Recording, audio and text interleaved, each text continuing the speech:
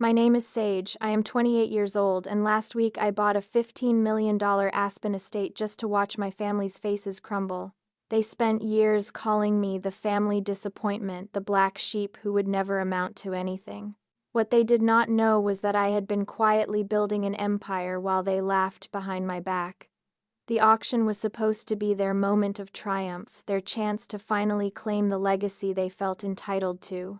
Instead, it became their greatest humiliation.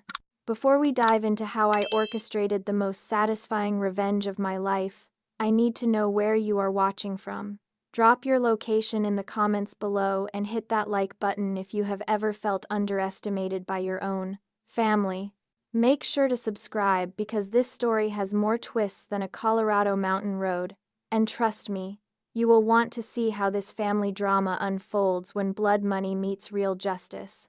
Growing up in the Morrison family meant living under the constant shadow of comparison and conditional love. My parents, Richard and Victoria Morrison, built their fortune through a combination of real estate investments and what they called strategic family networking. My older brother Marcus was the golden child groomed from birth to take over the family business empire. My younger sister Elena was the social butterfly destined to marry well and expand our family connections through carefully orchestrated relationships.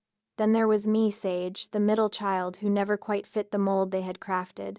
While Marcus excelled at schmoozing potential clients and Elena perfected her debutante smile, I spent my time buried in books about technology and entrepreneurship. My parents dismissed my interests as cute hobbies and constantly reminded me that my future lay in supporting my siblings' more important endeavors.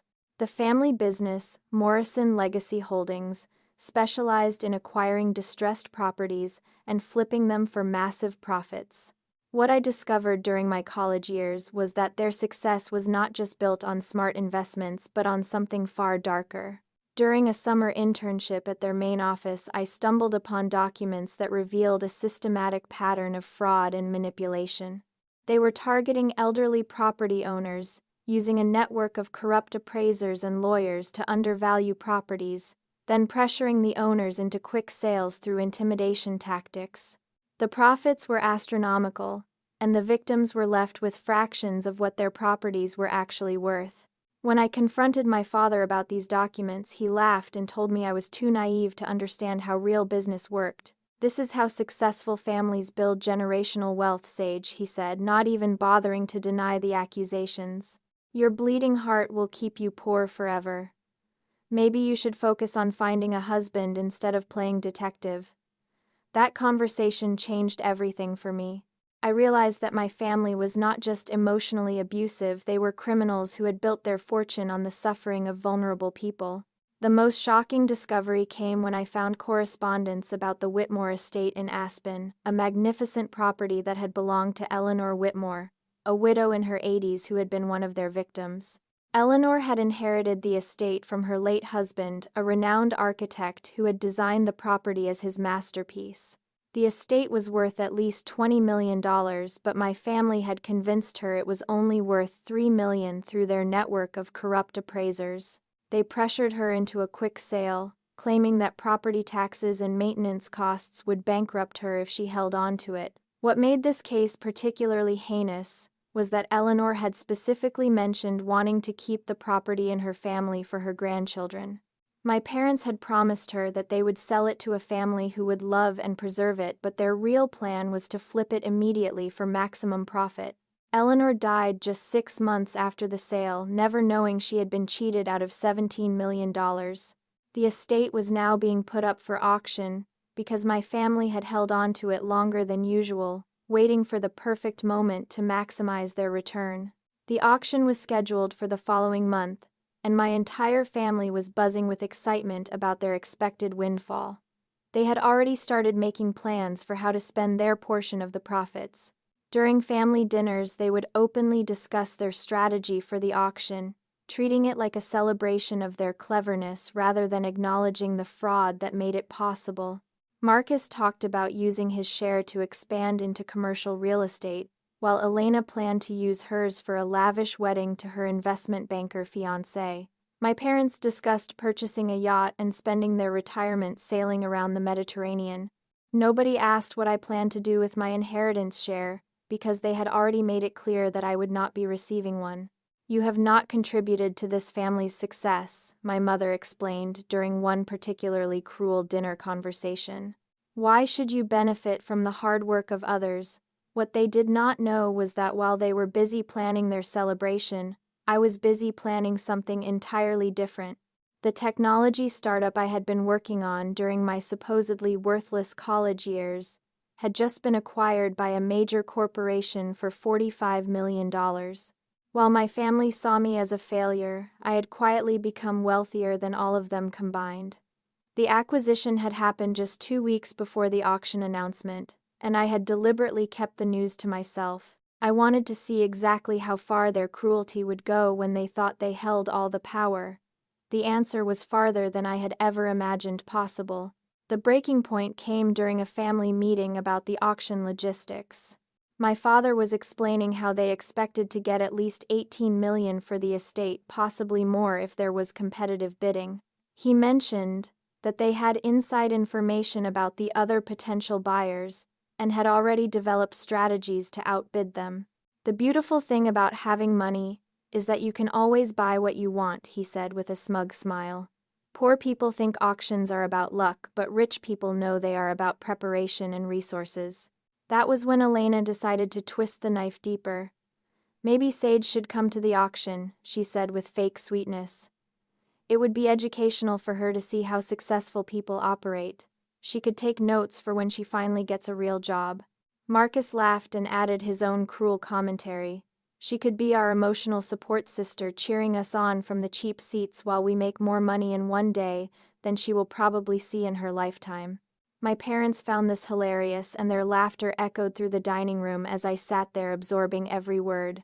They had no idea that their mockery was about to become the most expensive mistake of their lives. The morning after that brutal family meeting, I woke up with a clarity I had never experienced before. The hurt and anger from years of emotional abuse had crystallized into something far more powerful: calculated determination. I was not going to just attend their auction as the family disappointment they expected me to be. I was going to destroy their carefully laid plans and expose their criminal behavior in the most public and humiliating way possible. My first call was to Eleanor Whitmore's granddaughter, Sarah, whom I had tracked down through public records. Sarah lived in Seattle and had been devastated when her grandmother sold the family estate for what seemed like an impossibly low price. When I reached out to her, she was initially suspicious, but when I explained who I was and what I had discovered, her tone changed completely.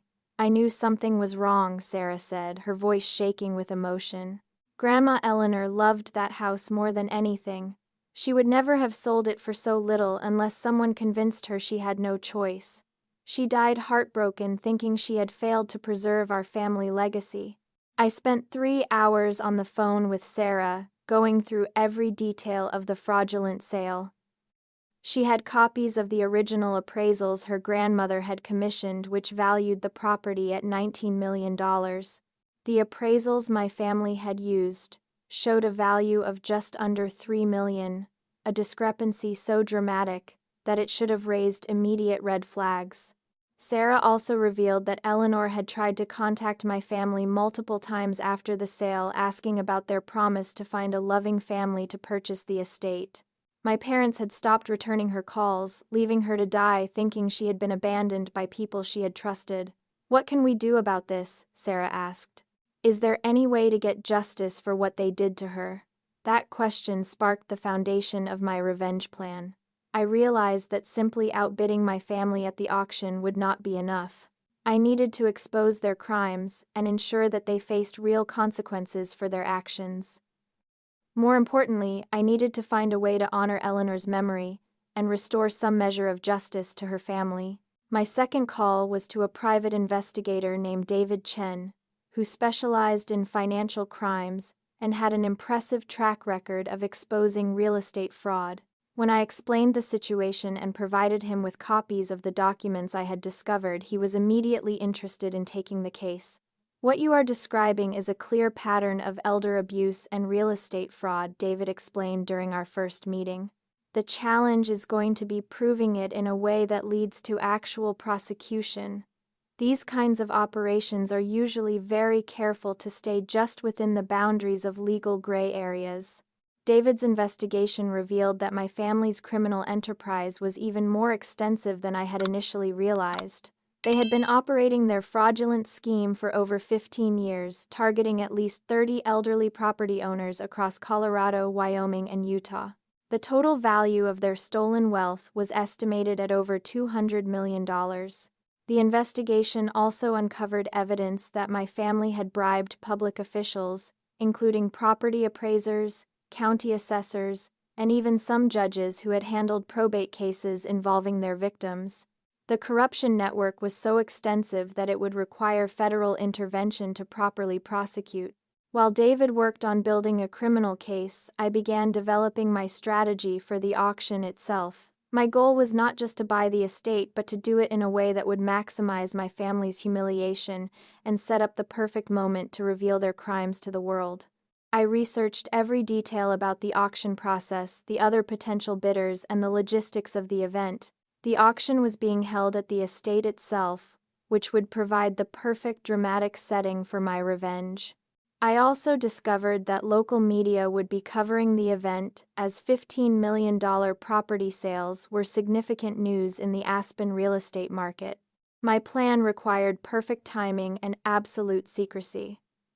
I could not let my family discover my financial situation until the moment of maximum impact. I also needed to coordinate with law enforcement to ensure that criminal charges would be filed immediately after I exposed their fraud. The most challenging part was maintaining my facade of being the struggling family disappointment while secretly preparing to spend $15 million on a single purchase. I had to be careful not to change my behavior in any way that might tip them off to my true situation. During family gatherings over the next few weeks, I endured even more cruel comments about my lack of success and financial prospects. Marcus made jokes about how I would probably need to get a loan just to afford gas money to drive to the auction. Elena suggested that I should bring a notebook to take notes about how wealthy people conduct business. My parents were the cruelest of all, treating the upcoming auction like a celebration of everything I would never be able to achieve. My mother actually suggested that watching them succeed might motivate me to finally get serious about my life and stop wasting time on impossible dreams. Every insult and every moment of mockery only strengthened my resolve. They had no idea that while they were planning to spend their stolen money, I was planning to take away everything they thought they had earned through their criminal behavior. The final piece of my preparation involved setting up the financial logistics for the auction. Transferring $15 million required careful coordination with my bank and significant advance planning. I also needed to ensure that I would be able to close on the property immediately without giving my family any opportunity to interfere or challenge the sale. 3 days before the auction, David informed me that the federal investigation was ready to move forward. As soon as I provided the signal, FBI agents would be standing by to arrest my parents and siblings on multiple felony charges, including elder abuse, real estate fraud, bribery, and racketeering. The trap was set, and my family had no idea what was about to hit them. After 28 years of being treated as the family failure, I was about to show them what real power looked like. The week before the auction transformed into the most intense preparation period of my life. Every detail had to be perfect because I would only get one chance to execute my revenge flawlessly. My family's excitement was reaching fever pitch, and their cruel comments about my attendance at the auction were becoming more frequent and more vicious. During our final family dinner before the auction, my father raised a toast to their expected success. "To the Morrison family legacy," he declared with his characteristic arrogance, "and to finally acquiring the crown jewel that will secure our family's future for generations." Marcus added his own toast with typical cruelty, "and to our dear sister Sage, who will finally get to see what it looks like when people who actually work hard achieve their dreams." Elena was not content to let her brother have the last word. Maybe watching us succeed will inspire Sage to finally grow up and stop living in Fantasyland. Reality is about to hit her hard when she sees how much money real achievers can make. My mother delivered the killing blow with her fake, sympathetic voice. "Sweetheart, I know this might be difficult for you to watch, but sometimes we need harsh lessons to motivate us toward better choices. Maybe seeing what success actually looks like will help you understand why your approach to life has not been working." I sat there absorbing every word, knowing that in less than 72 hours these would be among the last cruel things they would ever say to me as free people. My expression must have revealed something because my father suddenly looked concerned. "You are being very quiet tonight, Sage," he observed suspiciously. "You are not planning anything foolish for the auction, are you? Because I want to be absolutely clear that this is a serious business event, not some kind of family gathering where you can embarrass us with inappropriate behavior." I managed to force a bitter laugh that they interpreted as defeated acceptance. "Do not worry, Dad. I know exactly what my role is supposed to be. I will just sit quietly and watch you all succeed beyond my wildest dreams." That answer seemed to satisfy them, and they returned to their celebratory planning with renewed enthusiasm. They had no idea that my quiet demeanor was not defeat but the calm confidence of someone who held all the winning cards. The next morning I met with David Chen for our final coordination meeting. His investigation had uncovered even more damaging evidence, including recorded conversations between my parents and their network of corrupt officials. The FBI was now treating this as a major organized crime case, with potential connections to similar operations in other states. "The timing of your auction strategy is actually perfect," David explained. "When people commit crimes and then try to profit from them in such a public way, it makes the prosecution's case much stronger. Your family is basically going to incriminate themselves in front of witnesses and media coverage." We reviewed the signal protocol one more time. As soon as I won the auction and made my first public statement about my family's crimes, David would notify the FBI team positioned nearby. They would move in within minutes to make the arrests, ensuring that my family could not escape or destroy evidence. I also finalized arrangements with Sarah Whitmore, who had flown in from Seattle to witness the auction. She was nervous about confronting the people who had defrauded her grandmother, but determined to see justice served. We had agreed that she would stay in the background until after the arrests, at which point she would speak to the media about what had really happened to Eleanor. "My grandmother always said that truth has a way of coming to light," eventually Sarah told me during our meeting. "She would be so proud to know that someone was finally standing up for her and all the other people your family hurt." The emotional weight of representing not just my own justice, but justice for Eleanor and all the other victims added even more significance to what I was about to do. This was not just personal revenge anymore. It was about exposing a criminal enterprise that had destroyed multiple families over the course of 15 years. My final preparation involved a detailed review of the auction procedures and bidding strategies. The estate was being sold through a sealed bid process, followed by an open auction format.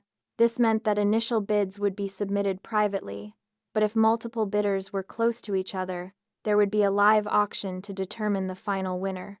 My family had been boasting about their strategy for weeks. They planned to submit an initial bid of $16 million, which they believed would be high enough to discourage serious competition while still leaving room for profit. They had also arranged for what they thought was inside information about the other potential bidders, giving them confidence that they could outmaneuver any opposition. What they did not know was that I had submitted my own sealed bid of $20 million, an amount so far above their expectations that it would guarantee my victory in the sealed bid round. I had deliberately chosen an amount that would be shocking enough to generate maximum media attention and family humiliation. The morning of the auction arrived with perfect Colorado weather.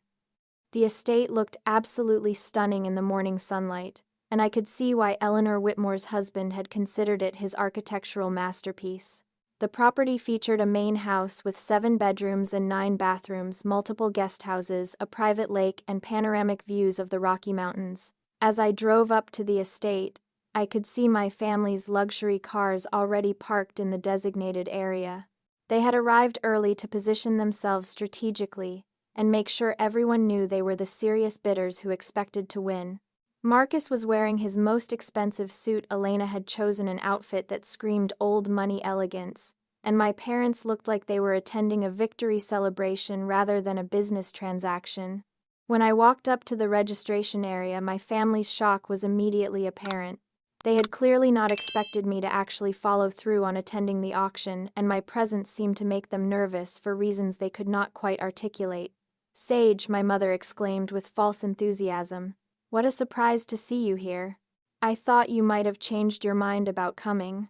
Elena was more direct with her suspicion. "Are you actually planning to bid on something, or are you just here to watch?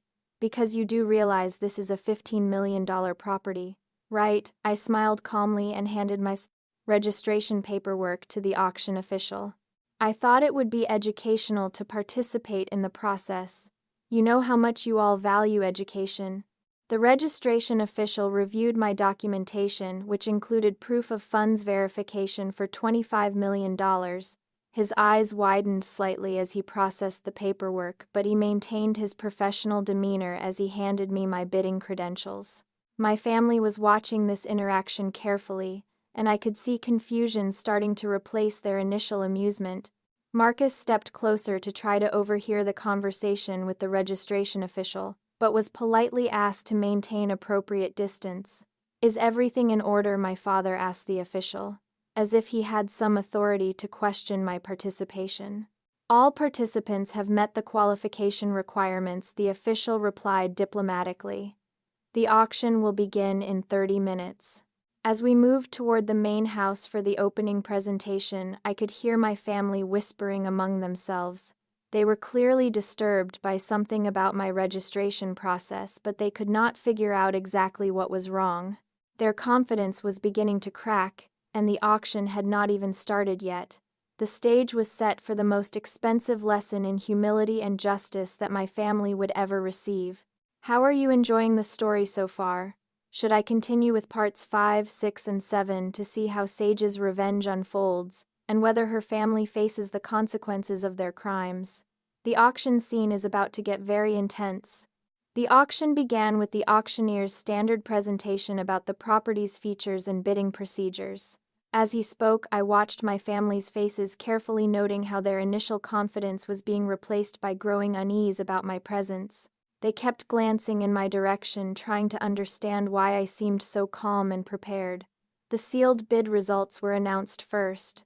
"We have received several competitive bids," the auctioneer declared, "but one bid significantly exceeds all others. The winning sealed bid is $20 million. My family's jaws dropped simultaneously. Marcus actually stumbled backward, and Elena grabbed his arm for support. My parents stared at the auctioneer in complete shock, unable to process what they had just heard. "That's impossible," my father whispered loudly enough for nearby bidders to hear. "Nobody would pay $20 million for this property. The market value is barely $15 million. The auctioneer continued professionally. "The winning bidder is Sage Morrison, representing Morrison Technology Ventures." The silence that followed was deafening. My family stood frozen, their faces cycling through disbelief, confusion, and dawning horror as they realized what had just happened. The other auction attendees began murmuring among themselves, clearly surprised by the dramatic upset. Marcus was the first to break the silence, his voice cracking with emotion. "This is some kind of mistake. Sage doesn't have $20 million. She doesn't have $20,000. I stood up slowly, savoring every second of their shock and humiliation. "Actually, Marcus, I have considerably more than $20 million. My technology company was acquired last month for $45 million. Surprise." Elena's face turned white as she processed this information. But you never said anything. We thought you were broke. We thought you were a failure." "You never asked about my life," I replied calmly. "You were too busy calling me a disappointment and planning to exclude me from the family profits. Speaking of which, I think it's time everyone here learned exactly how you acquired the money you were planning to spend today." That's when I pulled out the folder containing copies of all the fraudulent documents David Chen had helped me compile. This estate originally belonged to Eleanor Whitmore, an 80-year-old widow, who was tricked into selling it for $3 million through a network of corrupt appraisers and fraudulent property valuations. The media representatives who had come to cover the auction immediately perked up, sensing a much bigger story than they had expected. I handed copies of the evidence to the lead reporter while continuing my explanation. My family has been running a systematic fraud operation for 15 years, targeting elderly property owners and stealing their life savings through fake appraisals and intimidation tactics. Eleanor Whitmore died 6 months after the sale, never knowing she had been cheated out of $17 million. My father's face turned red with rage and panic. "Sage, stop this immediately. You don't know what you're talking about, and you're embarrassing the entire family." "I'm embarrassing the family," I laughed, pulling out my phone to show them the recordings David had obtained. "Let me play you a conversation between Dad and his corrupt appraiser friend discussing how to undervalue Eleanor's property." The recording played clearly through my phone's speaker, capturing my father's voice, discussing specific strategies for manipulating the appraisal process.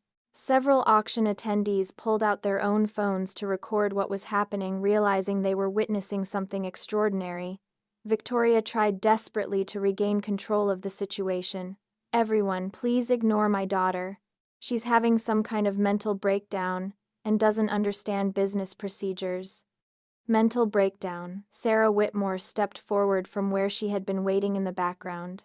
"I'm Eleanor Whitmore's granddaughter, and everything Sage just said about my grandmother's property is completely true." Sarah's testimony added crucial credibility to my accusations, and I could see my family's panic reaching critical levels. They were realizing that this was not just a family dispute but a criminal exposure that could destroy their lives. That's when I gave David Chen the signal we had arranged. Within minutes, FBI agents appeared from multiple directions surrounding my family with professional efficiency that indicated extensive advance planning. Richard Morrison, Victoria Morrison, Marcus Morrison, and Elena Morrison, the lead agent, announced, "You are under arrest for elder abuse, real estate fraud, bribery of public officials, and racketeering." The agents began reading my family their rights while fitting them with handcuffs. The auction attendees and media representatives watched in stunned silence as the dramatic scene unfolded. My family's shocked faces as they were arrested would become iconic images in the local news coverage. Marcus tried one last desperate plea. "Sage, please, we're family. You can't do this to your own blood." I looked directly into his eyes with steel resolve. Family doesn't steal from widows. Family doesn't build wealth on other people's suffering. Family doesn't spend 15 years calling someone a failure while planning criminal enterprises. As they were led away in handcuffs, Elena was crying hysterically. My mother was demanding to speak to their lawyer, and my father was staring at me with pure hatred. Marcus just looked broken, finally understanding that their world of privilege and crime was completely over. The lead FBI agent approached me after my family had been taken away. "Miss Morrison, we want to thank you for your cooperation in this investigation. Your evidence was crucial in building our case against this criminal organization." The auctioneer, clearly shaken by what he had witnessed, approached to confirm the sale details. "Miss Morrison, despite the unusual circumstances, your bid was legitimate and your purchase of the estate is legally binding. Congratulations on your acquisition." The immediate aftermath of the auction was pure chaos. Media representatives swarmed around me asking questions about the fraud expose and my family's arrest. Local law enforcement had to establish a perimeter to manage the crowd of onlookers who had gathered after word spread about the dramatic events. I spent the next 3 hours giving statements to federal investigators, providing detailed testimony about my family's criminal activities and the evidence I had uncovered. The scope of their investigation was expanding rapidly as more victims came forward after seeing the news coverage. David Chen coordinated with the FBI team to ensure that all evidence was properly documented and that my testimony would be preserved for the criminal proceedings. He estimated that my family would likely face federal charges that could result in 20 to 30 years in prison, plus massive financial penalties. "What you've done here today is going to help dozens of families get justice," David told me as we wrapped up the initial investigation interviews. This case is going to become a model for prosecuting organized real estate fraud operations. Sarah Whitmore was finally able to give her statement about what had happened to her grandmother. Watching her describe Eleanor's final months heartbroken and confused about why she had been forced to sell the family estate was emotionally devastating for everyone present. My grandmother kept asking me if she had made the right decision, Sarah explained through tears. She died thinking she had failed to preserve our family legacy. Now I know she was victimized by criminals who exploited her trust and kindness. The financial implications for my family were catastrophic beyond anything they could have imagined. Federal authorities immediately froze all their assets pending the criminal investigation. Their luxury homes, cars, investment accounts, and business holdings were all seized as potential proceeds from criminal activity. Morrison Legacy Holdings was shut down immediately, with federal authorities taking control of all properties and business records. Employees were sent home while investigators determined which assets had been acquired through legitimate means and which were proceeds from fraud. The social consequences were equally devastating. Within hours of the arrest, news of the scandal had spread throughout Denver's elite social circles. Marcus's fiancé immediately broke off their engagement and returned his ring. Elena's sorority sisters began distancing themselves from any association with the Morrison name. Country club memberships were revoked, charity board positions were terminated, and invitations to society events were withdrawn. The family name that they had been so proud of became toxic overnight, associated permanently with elder abuse and criminal fraud. I spent that evening alone at the estate, walking through the magnificent property that Eleanor Whitmore's husband had designed as his masterpiece. The house felt peaceful despite the day's dramatic events, as if Eleanor's spirit was finally at rest, knowing that justice had been served. My phone buzzed constantly with calls from reporters, investigators, and distant relatives who had suddenly become very interested in reconnecting with me. I ignored most of them, needing time to process the magnitude of what had just occurred. The one call I did take was from my former college roommate Jessica, who had seen the news coverage and called to check on me. "Sage, oh my God, I just saw the news. Are you okay? I can't believe what your family was doing all these years." Talking to Jessica helped me realize how much my perspective on family loyalty had been distorted by years of abuse and manipulation. "I keep waiting to feel guilty about what I did to them," I admitted, "but all I feel is relief that it's finally over." "You shouldn't feel guilty for exposing criminals," Jessica said firmly. "What they did to you was horrible, but what they did to all those elderly people was evil. You're a hero for stopping them."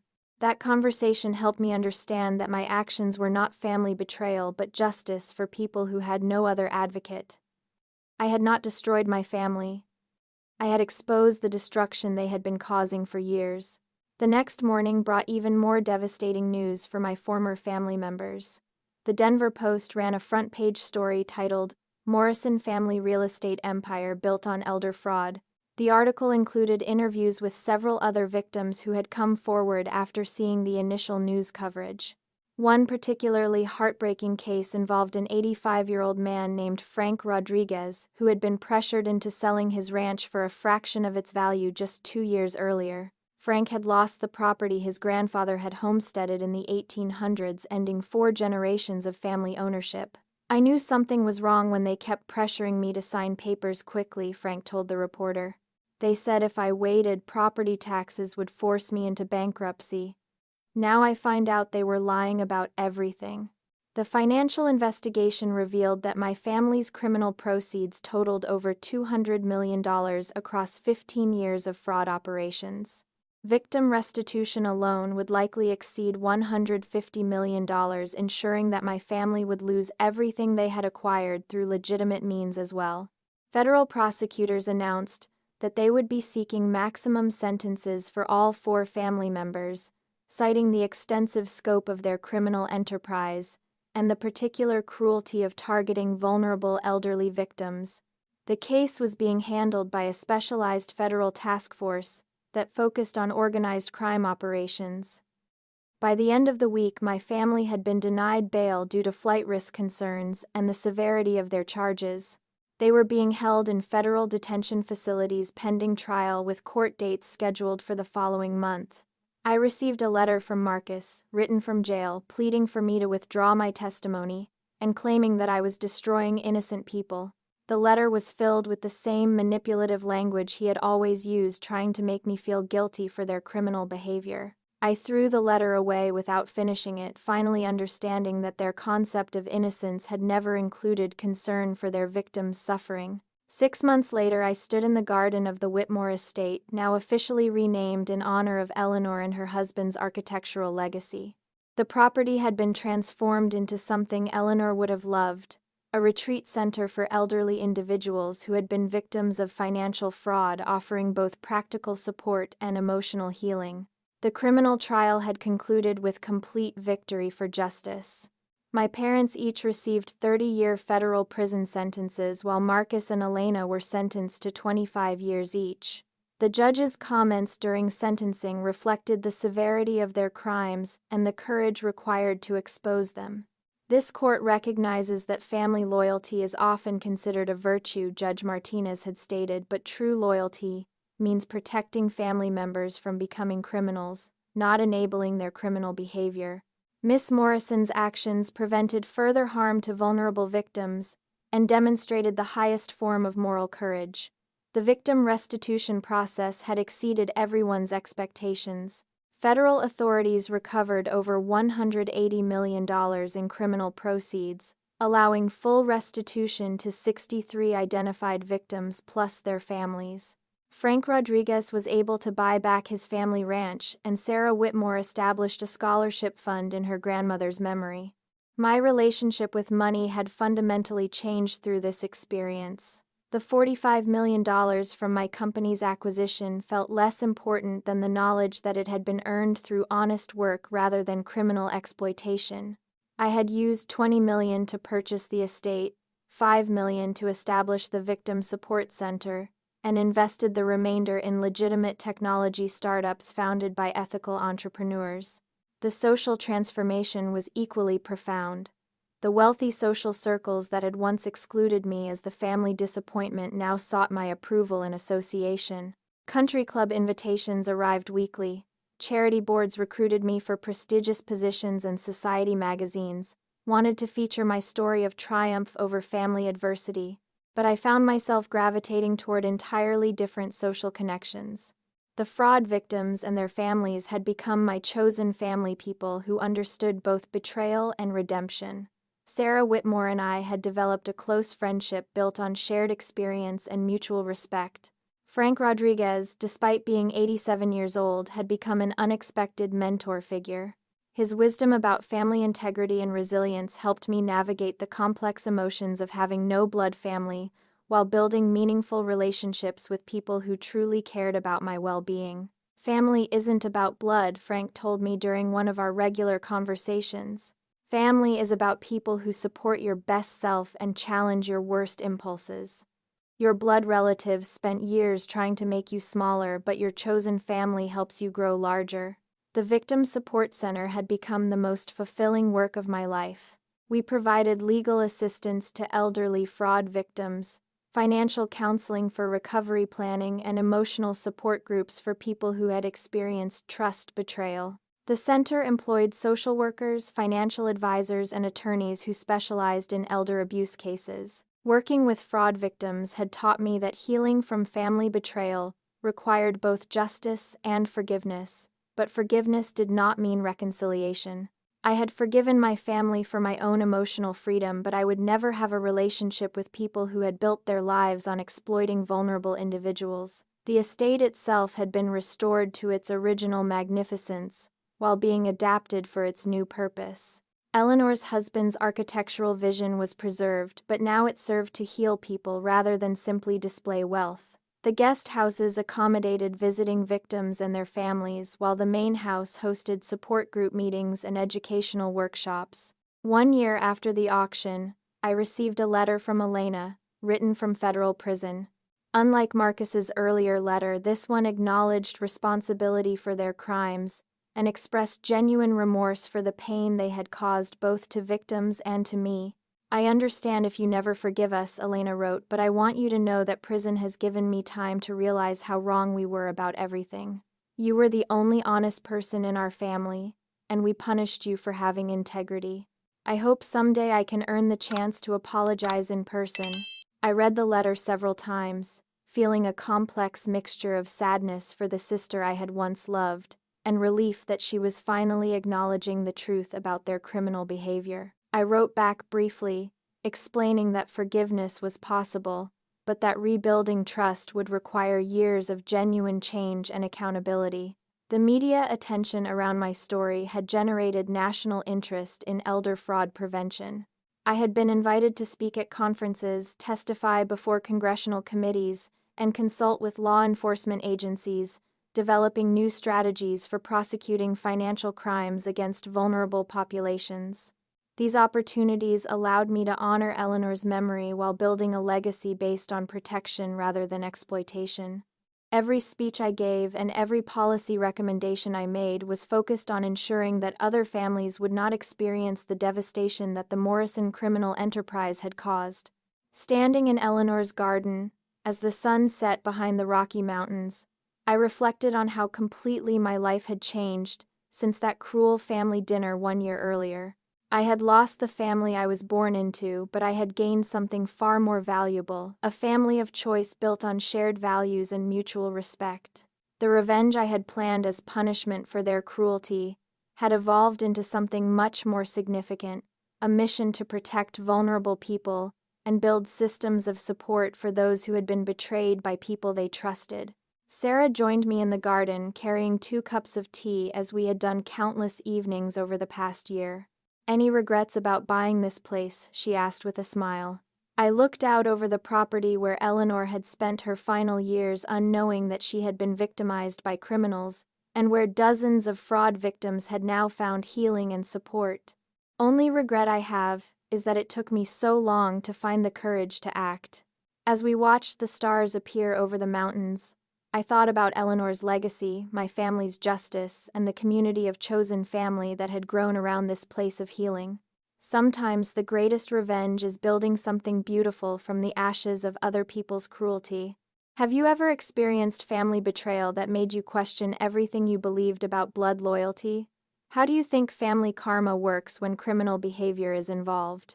Drop a comment below sharing your thoughts about choosing integrity over family loyalty, and let me know if you think I made the right choice in exposing their crimes. If this story of justice and chosen family resonated with you, please hit that like button and subscribe for more real-life stories about standing up to family manipulation. Share this video with anyone who needs to hear that sometimes the family you choose is stronger than the family you were born into. Thank you for supporting this journey of truth-telling and healing, and remember that standing up for what's right is never wrong, even when it costs everything you thought you knew about family. Until next time, keep choosing courage over comfort and justice over silence.